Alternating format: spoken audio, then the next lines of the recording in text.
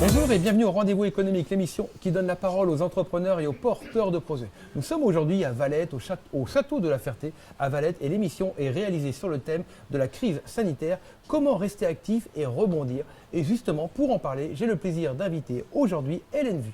Bonjour Hélène. Bonjour Philippe. Comment ça va ce matin? Ça va très bien, merci. Ça va bien. Très heureuse d'être là avec de voir du monde, ça fait du bien. Alors toi, comment est-ce que tu rebondis face à la crise? C'est un travail d'abord intérieur, c'est-à-dire se concentrer sur soi, ramener un peu de force par rapport à soi en essayant de se couper des messages qui pourraient faire peur de l'extérieur, notamment les médias, etc. Si on écoute les médias tous les jours avec des messages où on voit que ça n'avance pas trop par rapport à la maladie du Covid, effectivement, on est tout de suite déprimé. Comment est-ce qu'on fait pour retrouver ces idées? On va se ressourcer, on va voir Hélène qui va nous donner des idées. Voilà. On peut venir me voir, effectivement, pour se ressourcer et puis pour vraiment travailler sur ses forces. Parce que là, on se concentre sur... Des fois, on regarde plus ses faiblesses que ses forces. Les gens vont dire, je ne devrais plus être stressé, je ne devrais plus être ceci, je ne devrais plus être cela. Mais qu'est-ce que vous voudrez être? C'est quoi l'objectif? C'est très important, c'est un peu comme les sportifs. Si on n'a pas un objectif d'être bien, un objectif de je me vois, comment je me vois plus tard, enfin, par rapport à ce que je veux réaliser, il n'y a pas de chemin qui va se dessiner. Tandis que c'est très important comme un sportif de se dire, ça c'est ça que je veux réaliser. À partir du moment où on décide d'un objectif, y croire. Et puis après, avoir confiance en soi, parce qu'effectivement, intellectuellement, on ne peut pas prévoir tout ce qui va se passer. C'est avoir cette confiance où on va pouvoir s'adapter. On est intelligent, on est fort, on a des solutions, il y a des solutions, et croire que c'est possible. D'accord. Toi, dans ton activité, donc tu organises des stages?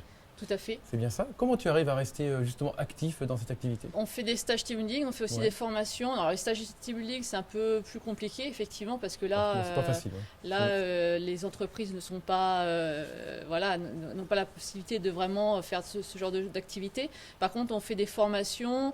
On fait maintenant des formations en visioconférence. Donc on a quelques demandes pour accompagner les gens, les personnes par rapport à une création d'entreprise ou par rapport à être bien par rapport à son travail ou dans sa vie personnelle. Et on propose aussi, donc là on va créer ça, des journées ou des demi-journées en plein air avec des groupes pour se retrouver, même si on a avec un peu de distance. En respectant les gestes barrières. Sûr, voilà. Mais comme là en fait, c'est agréable déjà de pouvoir se côtoyer et en faisant des petits ateliers. Pour se connaître, pour discuter. Recréer du lien.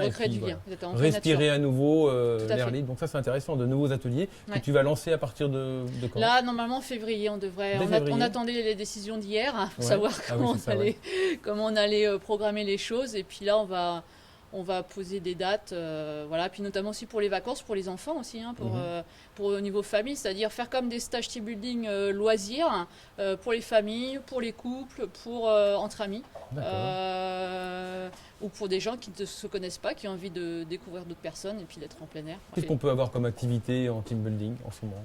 Alors là, c'est vraiment des parcours en pleine nature, des parcours avec des petits ateliers. Alors ça peut être aussi notamment faire du secourisme, des ateliers pour se concentrer sur sa respiration, revenir à ses sens, en fait, les 5 sens. Parce qu'à partir du moment où on revient à sa respiration aux 5 sens, on sent tout de suite que le stress diminue. Et ça, c'est très important par rapport à la situation actuelle où les gens sont très stressés. Revenir à soi. On fait un parcours en pleine nature avec des ateliers à l'aveugle, enfin des choses où les gens ils reviennent vraiment dans leur corps par rapport au sens. Et par rapport aussi à la communication avec l'autre. Et ça, c'est important de le dire. Besoin de se ressourcer. Ouvert à tout le monde, tu l'as dit tout à l'heure, ça peut être en couple, en famille. Voilà. Donc des parents, des enfants peuvent se retrouver. Tous les âges. Très bien. Pour le lien. pour retrouver le lien. recréer le Ouais. lien et puis se redécouvrir à nouveau d'une autre manière avec Exactement. le stage team building. Hélène, on te retrouve donc sur Aventure Kaki. Tout à fait. Alors, on est sur Facebook, LinkedIn, Instagram, et puis aussi sur Internet, on a un site aventure-kaki.com. Ok, c'est bien noté. Merci Voilà. beaucoup Hélène. Merci.